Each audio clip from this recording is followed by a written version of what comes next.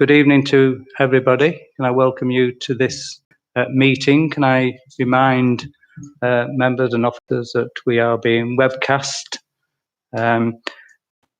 If I now go on to the agenda, I just want to say that the high-rise cladding update is in the closed section, and I'm going to bring it into the open section. And I'll take that after the item 5, which is a quarter plan, quarter 2 performance report. And then the people that are presenting these can actually leave. Obviously, it's a football night tonight, so it's tough getting in and out and stuff. So that's what I intend to do. Have we got any apologies? We've received apologies from Councillor Winstanley, Councillor Barclay and Councillor Denise Weston. Yeah. Okay. Is there any others? No. The second item is minutes of the previous meeting. Can we agree those as a correct record? Yep. Okay. Thank you.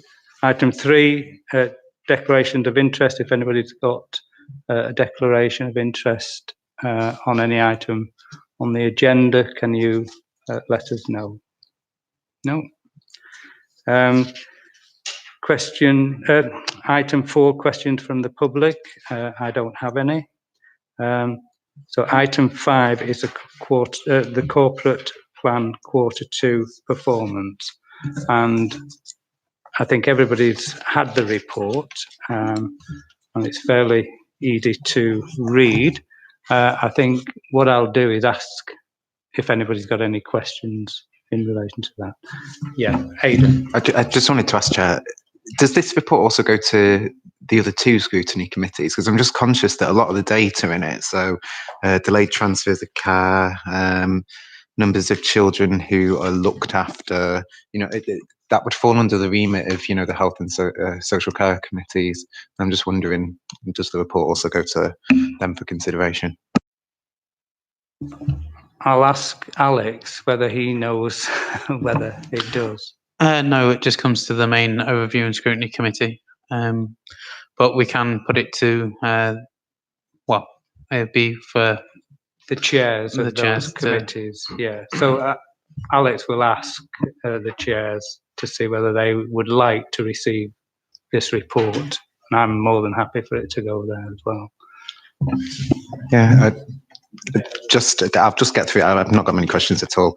I was also just wondering about the information under targeted support on page 9. It talks about increase the number of people prevented from being homeless. And there seems to be a target of 100. It just felt a bit arbitrary to me that we've decided 100 people we'd like to, or families we'd like to prevent from entering homelessness. I'm just wondering if there was some background papers, because I noted on the front page of the report, page 3, well, at the top it says document pack page 9, but in the bottom right hand corner it says page 3. Oh yeah. Yeah, so I was just wondering about so if you see on the table on the left hand side there's a section that says targeted support. The bottom box to the right of that says increase the number of people prevented from being homeless, and the target is 100. And the actual in quarter 2 is 113. So we're performing to target, but I was just interested as to where that target figures actually come from. I mean, and the reason I say that is just because on the preceding 2 pages, it says contact person for access to background papers and further information. And then it says background papers none. So for the purposes of scrutiny, it just seemed a bit, light touch really. And then the only other thing I sort of wanted to make an observation. Yeah.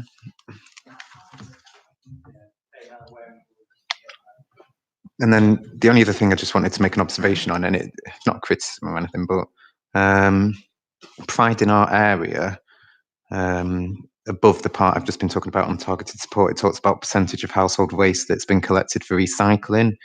I was just intrigued that that's not actually in green and connected. It seemed to me that would sit much more comfortably under an agenda for having a green borough than for having pride in our area, particularly given that it talks about individual households rather than communal space. So that's just an observation. I don't know if that can be fed back to the executive. Thank you, Chair. So, yeah, okay. Right. Okay, Chair, Councillor Lamb, yeah. Thank you very much, Chair. It was, we may not get the answer to my question tonight, but again, it's one that I'm particularly interested in, and it's something that Aidan's just touched on previously anyway, and that's delayed transfers of care. So I'm just looking at page, I think it's page 6, which is the explanation as to why this one is slightly under target. I have to say it is only slightly under target, and clearly much better than 12 months previously, which I recall quite well, the issue around that. So my question was more about, because this is performance for Q2,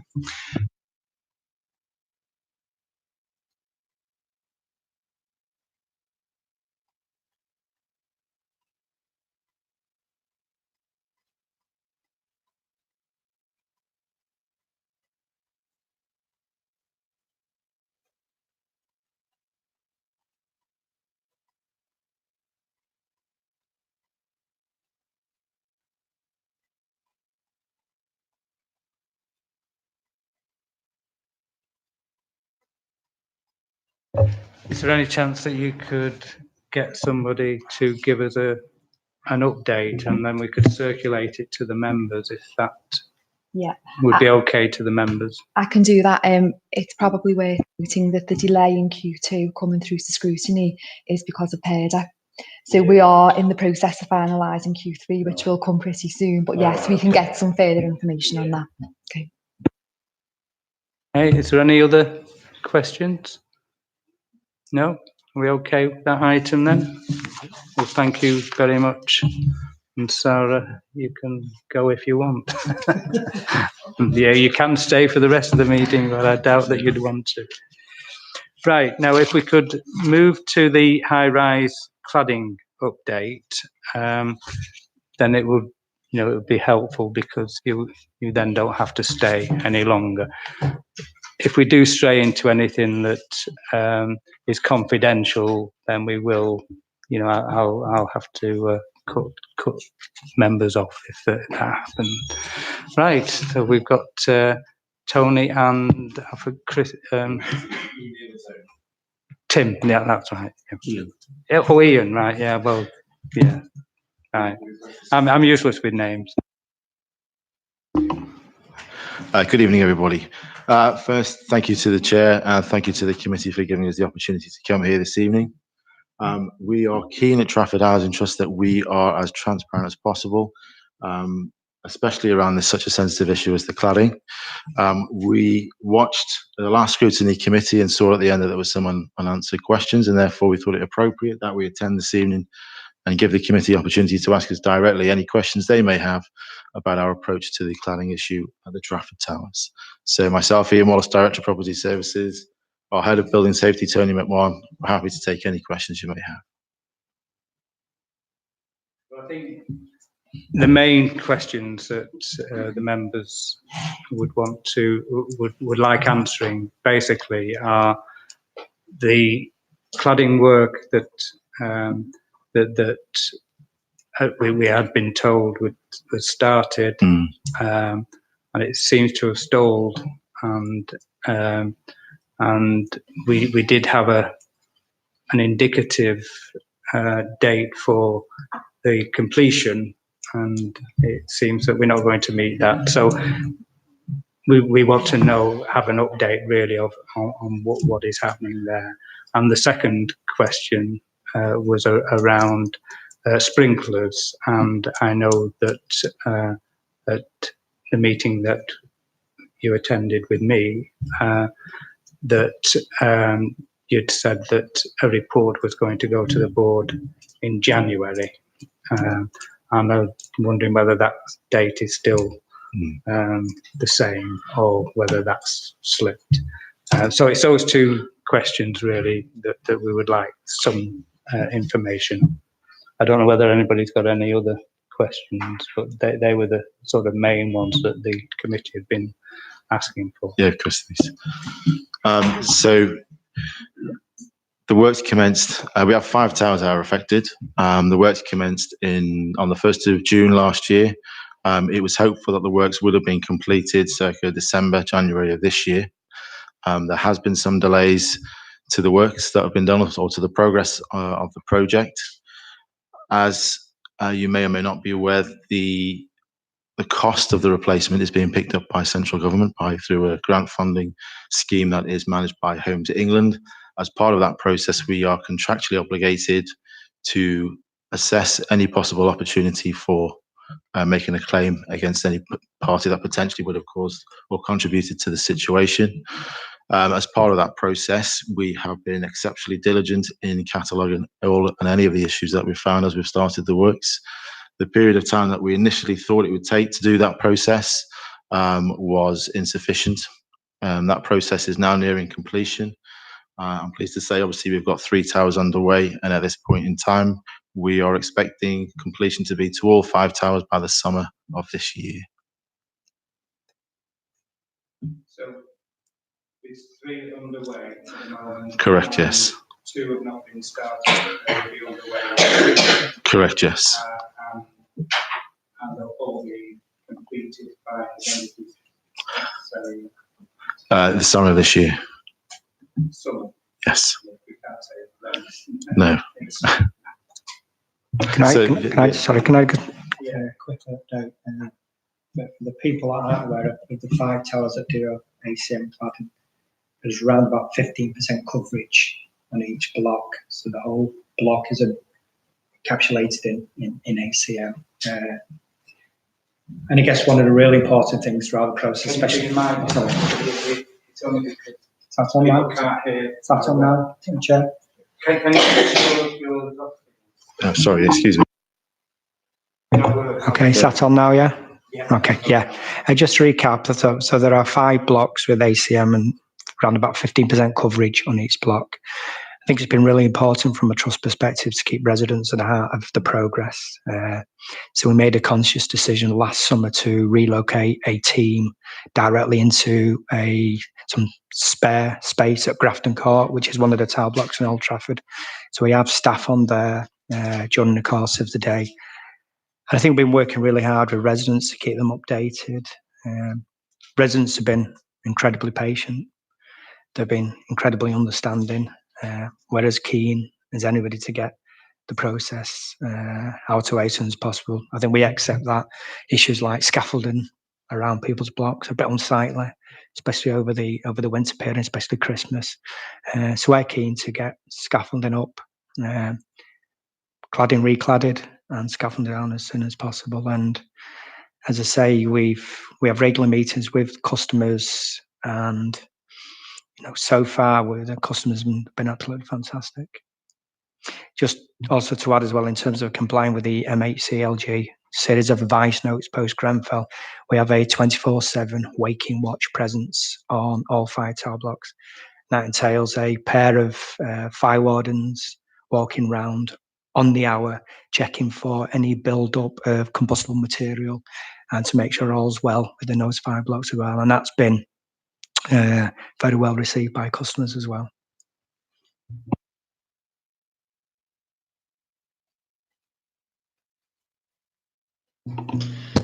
Just to ask, the 3 towers that have been finished, do they get signed off by some health and safety executive? So upon completion, a certificate will be issued by Thomasons, who are our appointed experts, just to confirm that all works have been carried out in line with best practice for construction. Also, that all works are fully compliant with the specification that was agreed pre-works.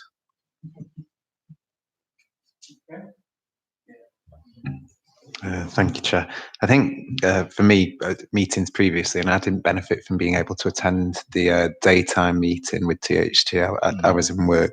Where I was coming at this from was just that in the immediate aftermath of Grenfell, there were registered providers in Salford and some, I think, in North Manchester, who moved really quite quickly to get scaffolding up and start to take down the cladding. And in contrast, it just seemed that it took THT really quite a long time to progress the sort of the works to physically remove the ACM cladding. I mean, I don't represent Clifford Ward or Old Trafford, but I do represent Bucklow St Martin's, and we have a high-rise tower block there in Sale West Magnolia Court. And thankfully, there's no ACM cladding on Magnolia Court, but in the immediate aftermath of Grenfell, our residents were particularly concerned about fire safety. And I think where we were driving at in previous scrutiny meetings was just attempting to understand what the sort of delay was really with getting the scaffolding or getting the works commenced to just remove the cladding, because I know if I was in one of those blocks, the only thing that would really reassure me was the knowledge that this flammable coating had been removed from outside my flat. Essentially, that's just what I was asking. Yeah, of course. The trust has obviously been more keen than anybody to remove the ACM cladding as quickly as possible. Immediately after the fire or the tragedy at Grenfell, we did call in contractors to work with us to remove it as soon as possible. We were hoping to have it completed in the 2018 period. However, we did receive notification from Greater Manchester Fire and Rescue Service that you weren't to remove any of the cladding until you had a suitable technical solution to replace it with. So initially we did think, well, actually we'll just strip the towers, leave them bare essentially, until an alternative is available. We were advised not to do that by Greater Manchester Fire and Rescue Service. And then since then, it's been about a case of the availability of experts and scaffolding and contractors to be able to do the work. Can I just quickly add to Ian's comments on that? Yeah, that there were some organisations that did make an arbitrary decision to remove the ACM. I think we were taking advice on a daily basis, and as Ian has suggested, it's not just a case of removing the aluminium panel. There's the polyethylene that lies behind it, the whole system. So a couple of organisations, I think in the southeast, were actually criticised because it was in fact more dangerous and more flammable because they're leaving things exposed once you took the outer aluminium cladding panel off. But I do accept for a non-technical person, it felt like the easy thing to do was to take the offensive ACM off. Unfortunately, it wasn't as straightforward as that.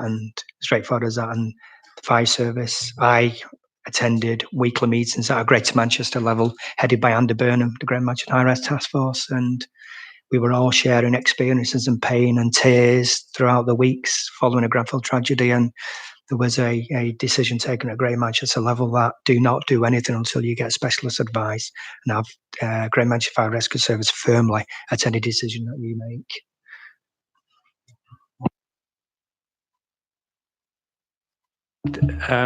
In terms of the sprinklers, then, where are we up to in terms of looking at potentially fitting sprinklers?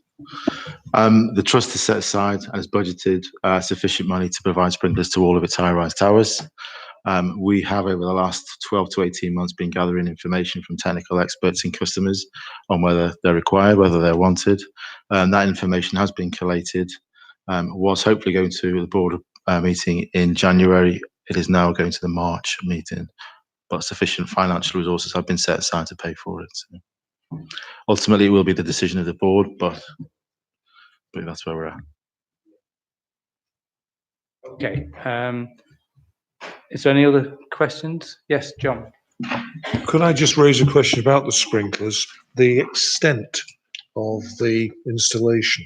Is this just going to be in shared areas like stairwells and the like, or is the intention to put a sprinkler system into each individual apartment? Yeah, previously many organisations took a variety of approaches. So there are options to put it in individual flats. There are options to put it in the communal areas, commonly known as the common parts. And more innovatively, and most popular choice across the pond in America, is to have it outside as a type of drench system. All the advice we're receiving so far, it is best placed to have it in individual tenants' flats. The technical advice is to make the communal areas as sterile as possible, whereby there is nothing that actually can burn. There is nothing that should be combustible there. Ergo, the need not to have sprinkler systems in common parts. So most organisations are going for having sprinklers in individual flats. So over the last 18 months, 2 years, we've had a whole heap of consultation with local residents, and we took a group of residents out to Calla Mount in Sheffield, which is the award-winning retrospective sprinkler fitting programme. And we want to get a feel of how disruptive it is for customers, how unsightly the piping would be, and the whole concept of how false activations can lead to damage and bursts, because that, for many people, is a stereotype of having a sprinkler system. Modern techniques nowadays, the fire service advisors is a 1 in 16 million chance of a false activation. They're that sensitive, and there's a combination of oxygen and flames and smoke. So I think from a resident's perspective, with the advances in the technology is actually quite good. The trunking, it takes 1 day to retrofit each individual flat. The trunking is there. There's no denying that. So far, from our consultation process, it's probably a 60-40 split in favour of fitting sprinklers. Now, we were hoping to see actually a little bit more. So we've got a bit more work to do in terms of talking to local residents and customers about, there's unlikely to be false activations. There's obviously some questions of costs, especially for leaseholders. We have 21 leaseholders in our tower blocks. So we need to work through the detail of that. But as soon as we get board approved, if board approves it, then we're going to start the whole process again. Hopefully get on site as soon as possible if that's what the board and the customers tell us. Right. Thanks, David. Can I just ask a more general question? I apologise in advance if it's been asked and answered at previous meetings. Well, and I know domestic premises are not covered under the Health and Safety at Work Act, so there's a limited amount of responsibility. But I think if I was living in a high-rise the weeks after Grenfell, I think I'd have had a lot of sleepless nights. And I'm sure after the lessons learned by that local fire authority have revised any plans of evacuation. But as for residents, what involvement, if any, did they have in knowing and understanding what to do in a given situation, like a fire? Is there any at all, or is it just left to see what happens when the fire service arrive? If you're on the 14th floor, for example, and there's a need to, or there's a fire, so we don't need it. At that point where there's a requirement to evacuate the building. So I suppose I'm basically saying that would a resident on the 14th floor know what to do if there was a fire? Yeah, great question. I think in the aftermath of the Grenfell tragedy, and especially following on from Dangerous Tacket's review in building safety, Dangerous Tacket recommended 53 recommendations, and Trafford Housing Trust are well on the way to getting their teeth really firmly into that. So we're in a really strong position now. But it's right to say that following Grenfell tragedy, the concept of stay put has been tarnished somewhat. It's going back to the human nature of fight or flight. So we've been working close with local residents at each individual tower block and the other low rises around the borough as well, to make it clear to the residents about what designation this building is. So, Greater Manchester have decided to start calling it Stay Safe. So if there is a fire in your actual flat, obviously call a fire service and try and get out, stay out. But if compartmentation works, and we've spent a lot of money improving compartmentation to our blocks, then each block and each residents know exactly what's doing a fire. If it's not in your flat, there will be a stay put process. We've done a lot of comms around congregation points and muster points. We've done a huge amount of work improving the signage to each floor. So each resident, and particularly vulnerable residents, we've done what's called a PEEP, personal evacuation plan. And that's been complemented by safe and well visits from the fire service. So I'm pretty confident that each residence group in the high-rise buildings know exactly what the status, for use of a better term, that building is deemed to be, whether it's full evacuation, phased evacuation, or stay put, stay safe. And we'll have to continue working hard with residents to make sure they're aware of what to do in the event of a fire, because I think we do acknowledge that stay put in the context of Grenfell has been tarnished. Could I just add to that as well? I think I'm quite comfortable and confident saying, to answer your question, is yes, they do know what to do. Following the tragedy, to a certain extent, we probably over-communicated what we were doing. To date, the trust has spent £7 million on fire safety works. Immediately following the tragedy, we took the decision that actually we weren't just going to stick to the communal parts that obviously a lot of people referred to earlier. We went inside people's homes, went through all their houses and flats and apartments, etc., ensuring that all compartmentation was as tight as what it needed to be. A perfect example of how that's paid off for us is, unfortunately, there was a fire at Circle Court at the weekend where the compartmentation and the investment that we put into the building worked perfectly and prevented a disaster. Yeah, so. I mean, I think what's been said is absolutely right. The stay put has been tarnished, and I think initially it was deemed, when those flats were built in Grenfell, that was a policy because it was a new building and the compartmental side of it was not breached.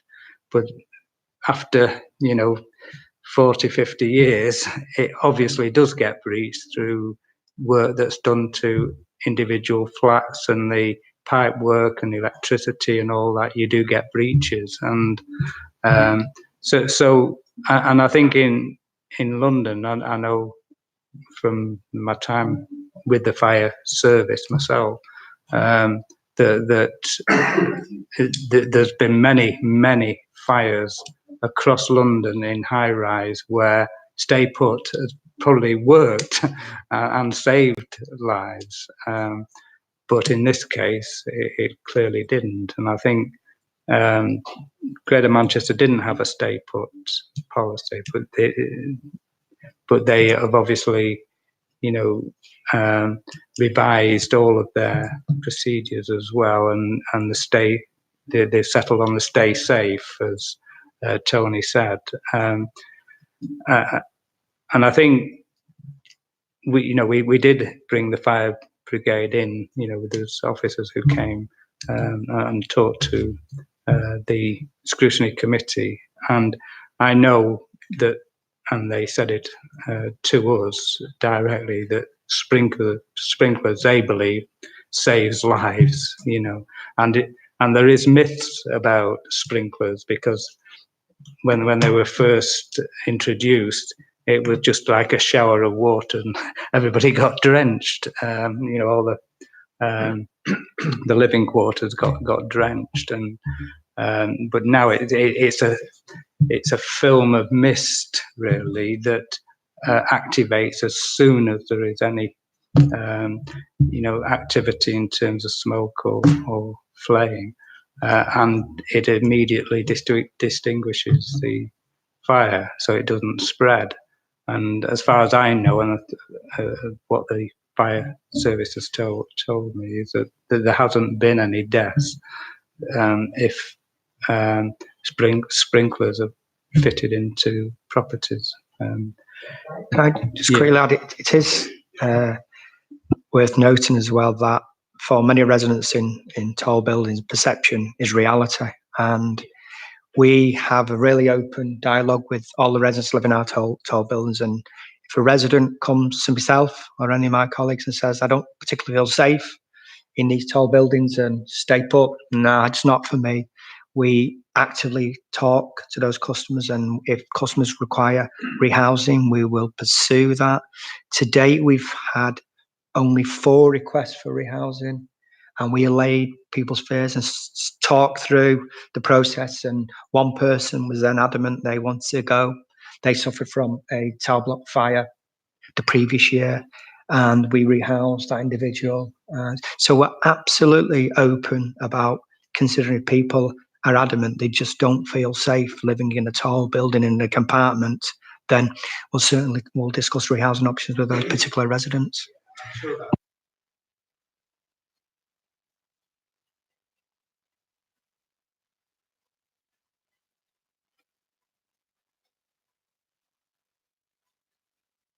Well, can I thank you very much? When you do, when the issue around the sprinklers is resolved through your board meeting, can you let us know? And can you keep us up to date if there's any sort of slippage on the time scale in terms of completion? Because that would be helpful for us to know that. Chair, on behalf of the trust, obviously myself or Tony or Anthony, I'm more than happy to attend any future meetings you'd like us to attend, and we'll be as transparent as we possibly can do. Right. Well, it just remains me to thank you very much. Like I say to everybody who comes along, they can stay if they so wish. To date, nobody ever has done. But anyway, we'll have a safe journey home, and thank you very much for attending.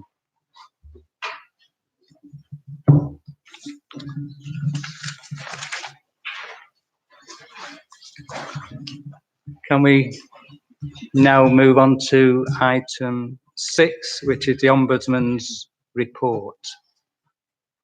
Yeah, cheers. Thank you. We have the report. Alex, did you want to say something before? It was just for information. No one's attending to present the report tonight. But if you have any questions that you'd like taken away, I'll minute them and pass them on. It's actually similar to my first question about whether or not the other 2 scrutiny committees would be receiving this. Just because a lot of, obviously the refuse collection ones probably sit under us, but a lot of it is around adult social care. I think there's one about an educational healthcare plan as well.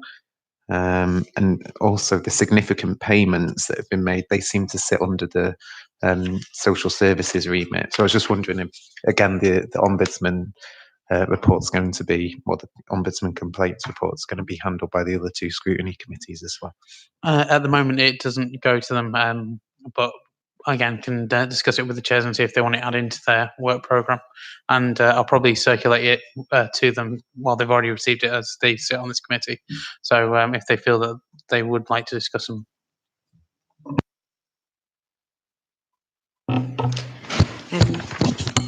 Just noting the outcomes and the payments that have been paid to those who are found correct. Most of them are quite small scale payments, but there's one on the 16th of the 1st 19 that says significant payments. What's a significant payment, and is there any reason why we don't get that figure?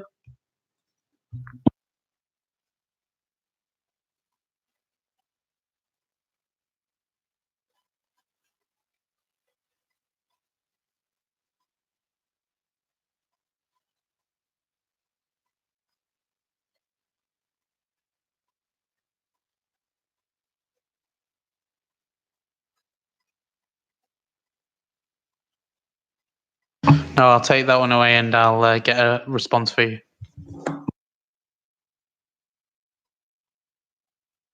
Any other issues? Did you have a? Oh, was that the one? No, just a mischievous comment, really. That I think on refuse collection, fault in the provision of an assisted waste collection. I noticed a payment of £150 was made there. I'm just wondering whether there'll be a few stacking up. So, given the issues that have been around with the changeover of the schedule, of the collection schedule. Because I know from my own ward, Chair, there's been a couple of, certainly the assisted scheme. There's been, I've had several complaints, and I can't be the only member that's received those. But no, you're not. Okay, then can we note that report and move now to item 7, the budget scrutiny report. So it's there before you. Is there any comments? Are we happy with the report as it stands? Yeah. We just have to sign it off tonight. That's, yeah. Okay. So that's agreed. And that will go to the executive after this meeting.